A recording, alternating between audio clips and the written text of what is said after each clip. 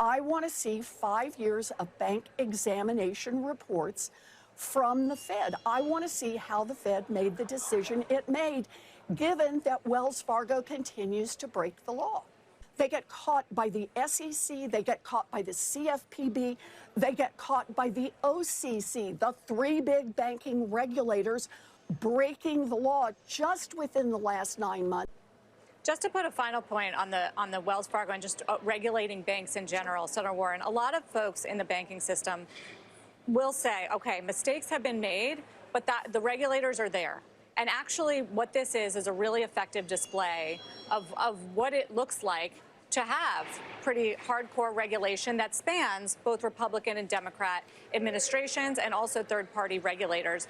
And they're regulated on some of the issues you talked about as well that have happened since then.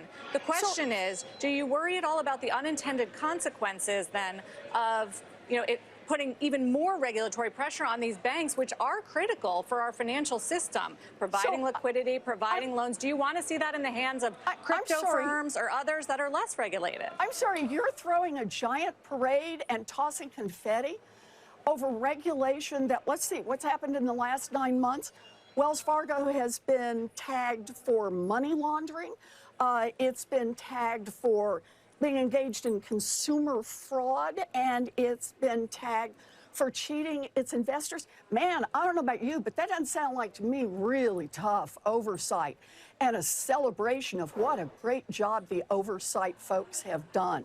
They've caught Wells Fargo breaking the law over and over and over.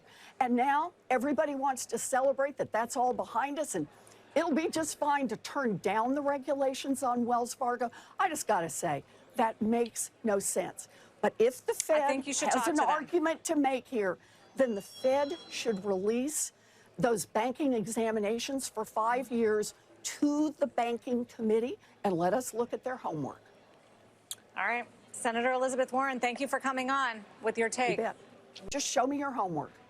While we have you, I'd love to get your thoughts on this new CBO score and Elon Musk's commentary about this abomination, as he called it, and whether or not that moves the needle for some Senate moderates. Look, you'd have to talk to the Senate moderates about what moves the needle for them. Right now, they seem to be fine with cutting health care access for 14 million Americans and cutting access to food and pairing that with tax breaks for billionaires and millionaires. And look, I'm pretty straightforward about this. I don't think any little tiny baby ought to have to go without health care so Jeff Bezos can buy a third yacht.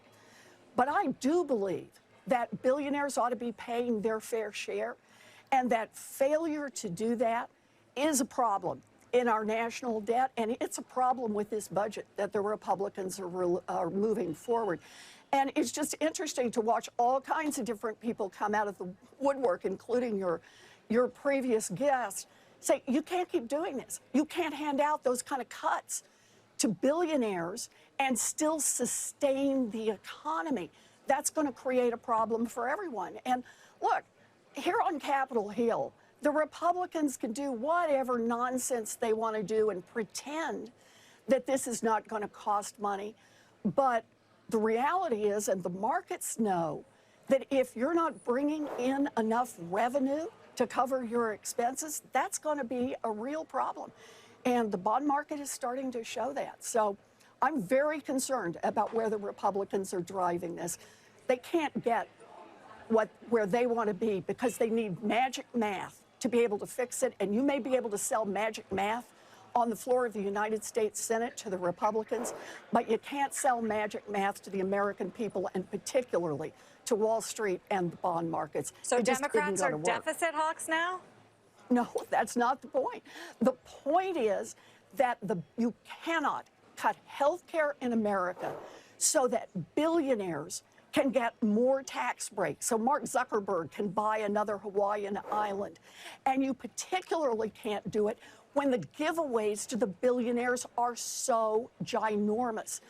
That is going to blow a hole in the United States budget. And that's what people are telling you from the left, from the right, from the center, from people who don't even like politics. And the Republicans in Congress can deny that, but that is the reality on the ground outside that building.